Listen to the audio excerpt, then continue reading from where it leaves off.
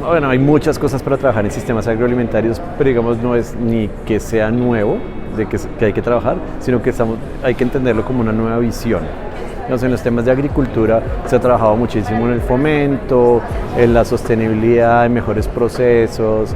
Desde hace un rato venimos trabajando en circuitos, o Colombia viene trabajando en circuitos cortos, en tratar de tener autoabastecimiento, por un lado gigante, ¿no? Por otro viene un mejor consumo y unos temas que de una visión de tratar de que los sistemas agroalimentarios, bueno, que la gente consuma mejor, tenga una mejor idea de qué consume, bueno, una serie de cosas. Ahora, la pregunta de cuál es el reto es cómo ponemos esto en una gran canasta y la tratamos de entender.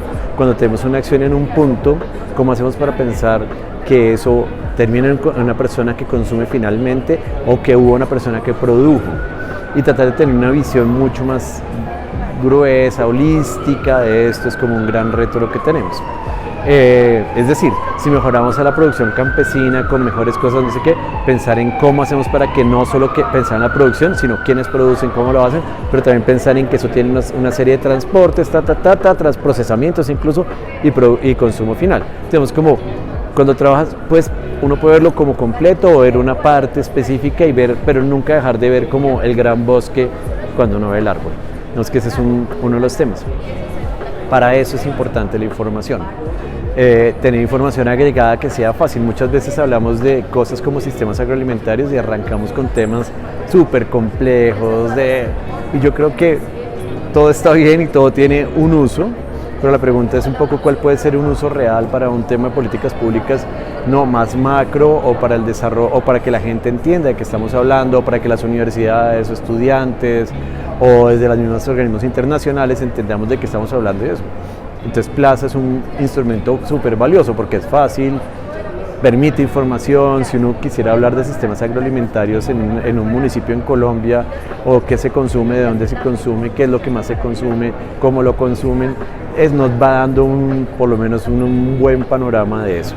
Y nos hace preguntarnos cosas, y yo creo que cuando tenemos información nos preguntamos cosas, podemos dirigir a tipo de acciones. Entonces yo creo que Plaza es uno de los instrumentos, hay que promoverlo, hay que fortalecerlo. Desde FAO de hecho estamos pensando en cómo incluimos información de nosotros en esta plataforma, eso lo estuvimos hablando ahora por la mañana.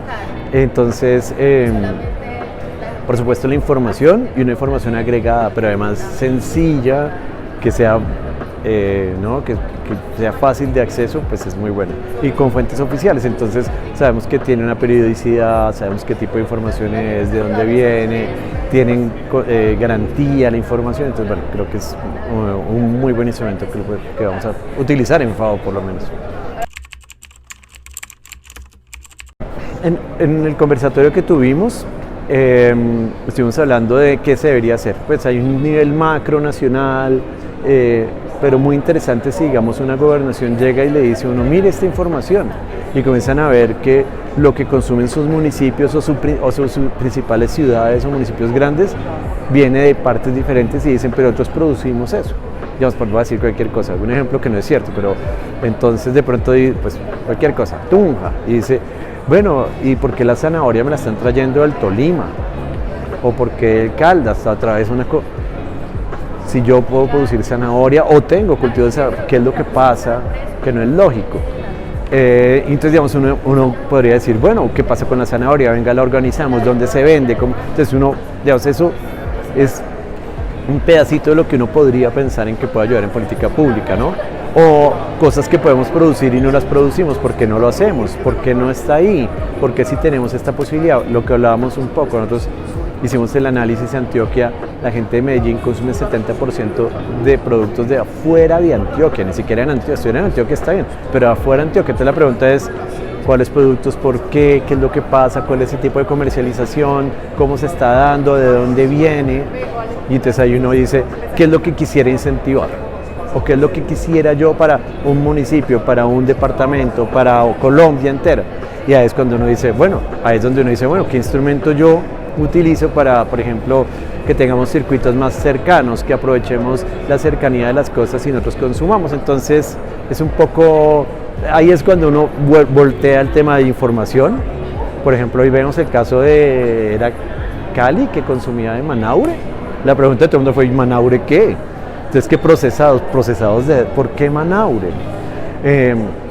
Entonces, la pregunta es, ¿eso de Manaure es necesario o no es necesario? Eso no quiere decir romper economías ni tener sectorialismos regionales, no quiere decir nada de eso, es como entender y en el momento que uno entiende, uno dice, bueno, ¿qué me gustaría hacer?